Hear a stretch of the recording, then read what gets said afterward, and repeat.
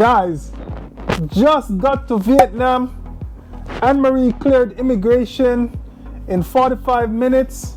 I was denied entry until 2 hours, 200 USD later. So listen up to avoid the mistakes that I made.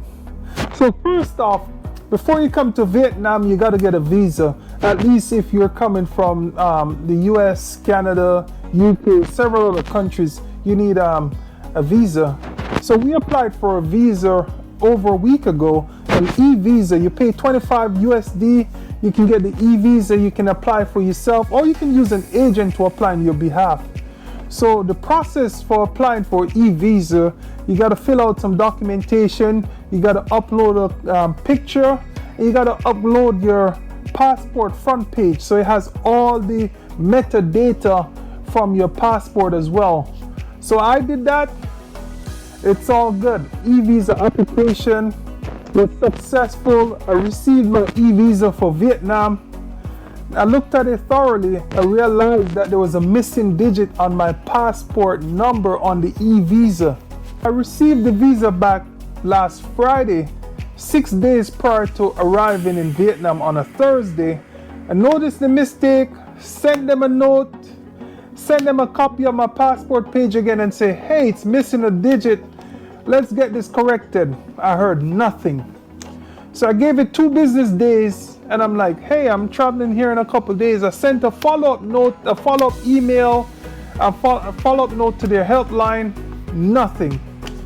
I'm like, man, maybe I'll be able to get this reconciled when I get here, because obviously I applied for the visa. They have my passport page, but there's an error. So fast forward to today, we arrived, it's a Thursday, we're in the immigration line, Anne-Marie's in front of me, she skates through after maybe 45 minutes wait or so, no issues. Then your boy's up next. I go through, immigration, we have an issue. Sir, please step out the line, and they call someone to come escort me to a private area. I'm like, man, folks are looking at me wondering what's up with this fellow. Where are they taking him to?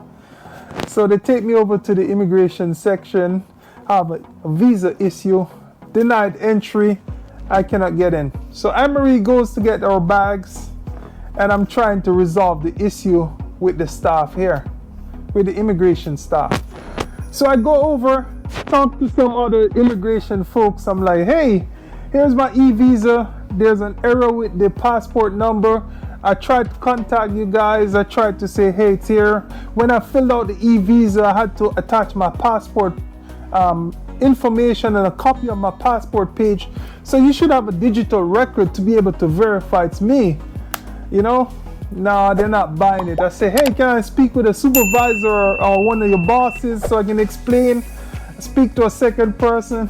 No, you have two options, guys. We can either send you back on the next flight or you can get the emergency visa right here.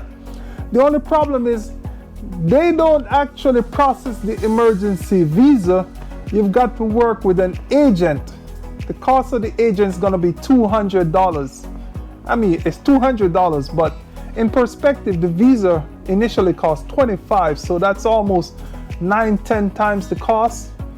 After looking at various options, including booking a new ticket and going to another country, neighboring country like Malaysia or Cambodia or Thailand or somewhere else, I decided the best course of action is to just pay the $200, keep it moving, and get out of there. So that's what I did. So I was not the only one. During 2 hours, there were at least 10 other people who had this issue. So just imagine that. I think it's a whole lot of emergency visas, and those agents, they're making some good money. So here is how to avoid this, guys. Number 1, make sure you apply at least 2 weeks in advance.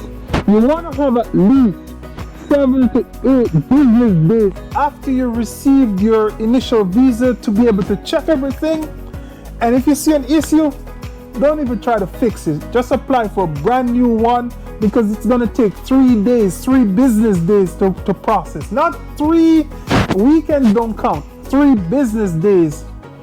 You gotta check your name, guys. There was one guy, I don't remember his name, but I think his visa had Andres instead of Andre, and that's an issue. He had to get an emergency visa as well. If your passport number is incorrect, you got to get that fixed. If your dates of travel is incorrect, there was one person whose visa was for 2 days from today. They told him he could stay in the airport for the next 2 days and then they'll allow him in, or he could get an emergency visa. So you got to check your name, the numbers, your dates of travel, all the pertinent information. So another option, guys, if you use an agency and there's an issue, then the agency would have to deal with it. So you'd be somewhat protected. They'll walk you through the entire process and they'll ensure that it's correct. And it's amazing, they can get things done really quickly. So if you have an issue, they'll get it resolved. These folks aren't joking. I saw them call the airlines on a few people, and those folks, they were like, I'm not paying $200, I'm not gonna do this. They're like, okay. They called the airlines. I saw this at least 3 times, and the airlines actually showed up to escort them back, and then they quickly paid the $200. All in all, this was a great learning experience. Don't make the same travel mistakes I did. Hope you learned something today. Until next time, one love.